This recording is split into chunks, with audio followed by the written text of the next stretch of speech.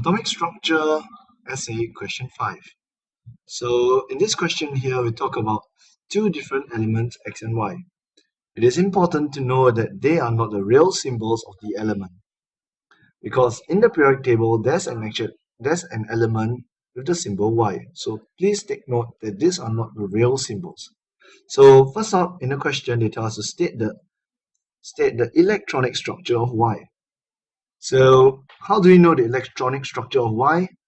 In this case here, we are only referring to the atom. Looking at the atomic number and the mass number, we know that Y has a symbol of 99. So symbols, we can find out that it has 9 protons, 9 electrons, and 10 neutrons. So the electronic configuration of electrons is 27. So 5A answer is 27. Now, with reference to the electronic structure of Y, state which group and period does element Y belongs to in the periodic table. This is actually not taught to you yet. This is under the chapter of periodicity. But I think this is a good to know knowledge. Okay, we look at the electronic configuration. We know that there are 2 electron shells. The number of electron shells is actually equivalent to the period number. And this is actually the rule. So if you look at Y, okay, you know that it has 2 electron shells, means that it must be from period 2. Next up, we also know that it has 7 valence electrons, or we can say 7 electrons in a valence shell. So therefore, by looking at number 7 here, we know that the group number is 7. In this case, Roman numeral. Let's look at 5C. The 5C here, we need to draw the dot and cross for the compound form between X and Y. In this question, they are nice. They ask us to draw the valence electrons only. So how do we know what type of dot and cross diagram to draw? Because we know that there's either ionic or covalent. So we know Y is definitely a non-metal because it is in group 7. So next up, we need to determine element X, whether it is a metal or non-metal.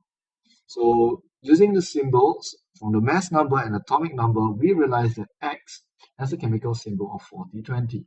So it has an electronic structure of 2882. Valence shell contains 2 electrons. So this must be a group 2 element and it must be a metal.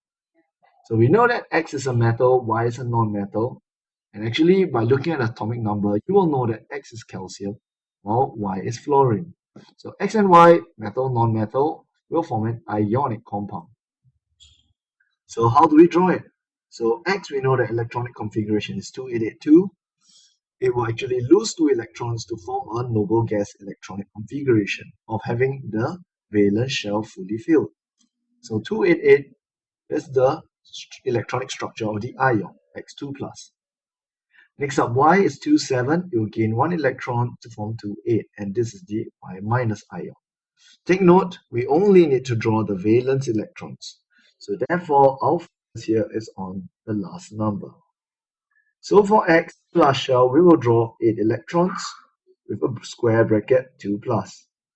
And next, we are going to draw a square bracket with Y having 8 electrons. But one of them is a cross, because take note that Y has one of its electrons obtained X. Okay, gain 1 electron from elsewhere. In this case, it is from X.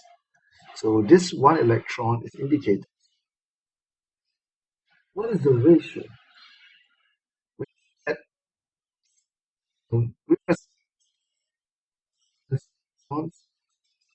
Special number.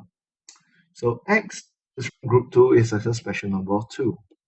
Y is from group 7, special number 1. And we do the crisscross, we will realize that the electronic configuration is XY2. So we'll have 1 X2+ ion and 2 Y- ion.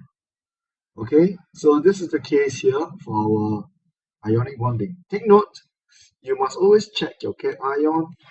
These are the 3 things to take note. First up is your cation. Second thing is your anion. And lastly is to take note of the ratio of the ions. Okay, so these are the 3 things to take note every time when you're drawing an ionic compound.